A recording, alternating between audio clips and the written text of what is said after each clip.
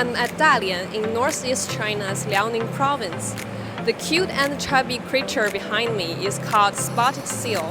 It is under top-class national protection in China.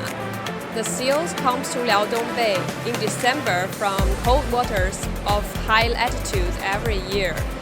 They prey and rest in this area and then return to the north in May.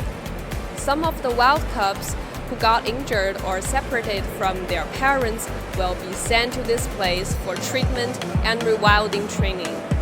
大人生涯呢，在陆续的在这个20几年当中呢，救助野外的斑海豹呢，一共是50多头。那么救助完之后呢，也进行了一个人工的野化和放归。希望呢，就是通过我们这个技术手段和不断积累的经验，让这个物种和人类和我们共同的相处在这个美好的家园。也希望呢，就是这个物种能够获得大家更多的关注，让大家了解斑海豹，认识斑海豹，保护斑海豹。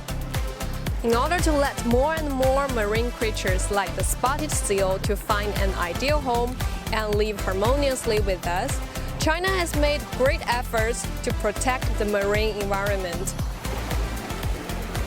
In recent years, China actively promotes ecological civilization construction as well as biodiversity conservation.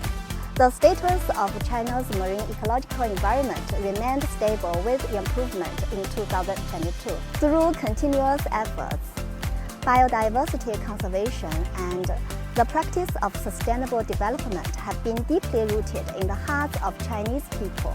More and more Chinese companies choose sustainable seafood production methods and seek MSC Sustainable Fishery certification.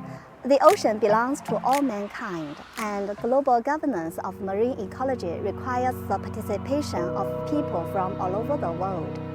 Therefore, I would like to appeal that all the governments should try their best to make the concept of revering nature, respecting nature, conforming to nature, and protecting nature become the mainstream of public opinion through education, science popularization, and legislation. Governments all around the world have a responsibility to take urgent action for our oceans. And under the presidency of China, the 15th Conference of the Parties to the Convention on Biological Diversity last year adopted a very important framework called the Kunming-Montreal Global Biodiversity Framework. This sets out an agenda for conserving and restoring nature around the world between now and the end of this decade. And the Global Biodiversity Framework commits the nations of the world to halt and reverse biodiversity loss, to put nature on a path to recovery. Over the past 50 years, our oceans have been profoundly affected by overfishing, by pollution, and by climate change.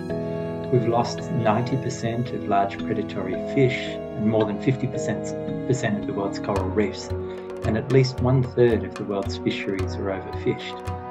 By restoring the health and abundance of life in our oceans, we can deliver important benefits for people, particularly vulnerable communities, coastal communities who rely on the health of coastal fisheries and ecosystems, and also to enhance the resilience of those coastal communities, of marine species and fisheries to the impacts of climate change.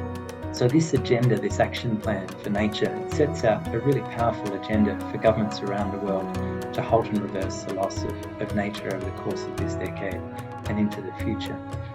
If we're able to urgently pursue the delivery of these commitments, then our oceans will be in a much better state by the end of this decade and into the future.